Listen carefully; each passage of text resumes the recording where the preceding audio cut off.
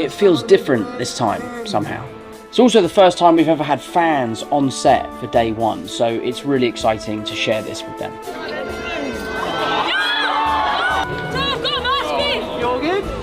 We've got some familiar faces.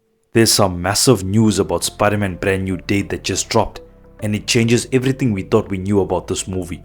Florence Pugh's Yelena Belova is officially in Spider-Man Brand New Day. That's right, Black Widow herself is crossing paths with Spider-Man, and it sets up a huge connection to Avengers Doomsday. So let's start with the big headline. This scoop comes from insider Daniel RPK, who just reported on X, Yelena, Florence Pugh has joined the cast of Spider-Man Brand New Day. And if that wasn't cool enough, this is actually a mini Dune reunion, because Florence and Zendaya will be filming this and Dune Part 3 back to back. Honestly, I love this edition because it finally shows us more MCU connectivity. Think about it, the Thunderbolts meeting Spider-Man, it just makes sense. They're both in New York and the heroes' paths were bound to cross eventually. Plus, Yelena is now considered one of the new Avengers, government backed thanks to Valentina's little stunt. This adds another layer of setup for Avengers Doomsday. But here's the thing, we still don't know if Spider-Man himself is going to appear in Doomsday. Right now, the reports suggest he's not, which to me would be wild. I can't imagine Marvel leaving him out. Either way, Yelena's involvement ties Spider-Man Brand New Day even closer to that Avengers movie. But Yelena might not be the only hero showing up. Let's get into that bigger puzzle pieces. Daniel RPK didn't say what role Yelena plays in the story, but considering Peter is facing multiple villains this time, it makes sense that other heroes would step in. Yelena or maybe even other Avengers could lend Spider-Man a hand. Remember, this film also features the Punisher and the Hulk, so Yelena could easily be stepping into that chaos, either to team up or to intervene. Even more interesting, Scooper, My Time to Shine Hello, just teased a few days ago that another hero would appear in Spider-Man Brand New Day. Maybe Yelena is the one she was hinting at? And if the Avengers teams are clashing right now, Yelena might feel it's her responsibility to step in. That's already huge, but let's move on to other big updates, because this movie isn't just about cameos. We need to talk about villains, the opening scene, and Spider-Man's new suits. We've heard for months that Spider-Man Brand New Day would pack in a ton of villains, and now, thanks to CosmicCircus.com, we know why. Reportedly, the opening scene will explain it.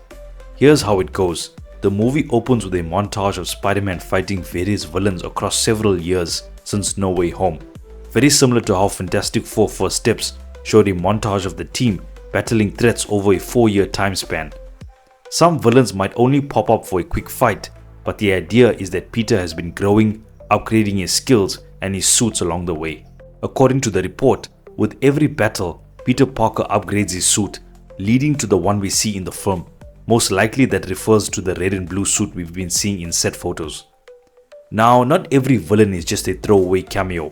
For example, Scorpion isn't part of this montage. He'll play a bigger role later in the movie. That Glasgow set photo we saw of Spider-Man on an armored vehicle, that's him and the Punisher chasing Scorpion. Punisher doesn't even appear until later in the movie, so the montage is more about catching us up on Peter's journey. And if you look closely, Peter's new suit has raised webbing, which feels like a purposeful upgrade. So Spider-Man's been busy, but this also raises an important question. What's been happening in Peter Parker's personal life during these skipped years? If the movie jumps forward a few years, then where does that leave Peter? Did he finally go to college, graduate, or is he still struggling to balance Spider-Man, work and school? Remember at the end of No Way Home, Peter had that GED study book. Maybe he got into college, but if he's constantly on patrol and trying to pay rent, he's probably not at college full time.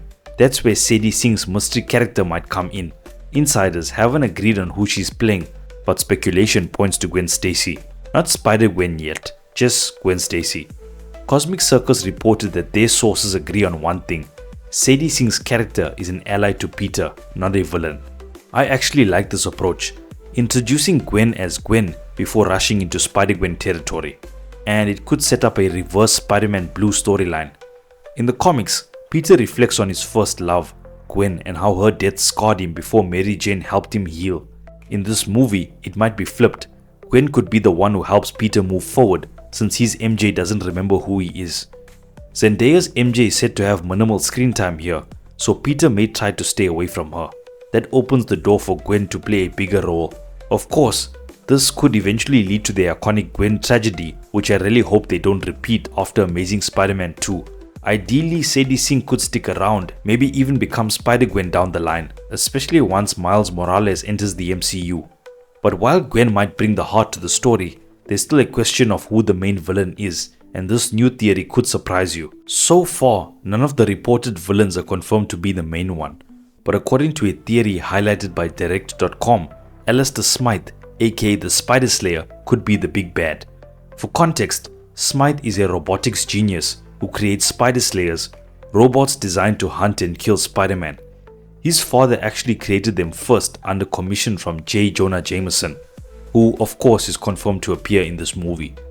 After his father, Alistair continued the project, eventually working under Kingpin before striking out on his own, fueled by hatred for Spider-Man. Insider Daniel RPK did mention that none of the villains we've heard about so far is the main villain, which leaves the door wide open, and here's where it gets interesting. We saw some leaked samurai-inspired designs, and many thought they were for Silver Samurai, but when compared, they could just as easily fit Spider Slayer. Even that mysterious logo on the armored vehicle, originally thought to be the Inner Demons logo, might actually connect to Spider Slayer. Alex Perez from the Cosmic Circus has already mentioned that the Inner Demons are not in this movie, so this could line up perfectly. So maybe Spider-Man Brand New Day is setting up Alistair Smythe as the main threat, while still teasing the future Sinister Six down the road. But now I want to hear from you. Do you think Yelena Belova showing up is a good move? Is Sadie Sink really playing Gwen Stacy? And could the Spider Slayer actually be the main villain of this movie? Drop your thoughts in the comments. And don't forget to like this video and subscribe so you don't miss any of the latest updates on Spider-Man Brand New Day and the rest of the MCU. Thank you so much for watching, and I'll see you in the next one.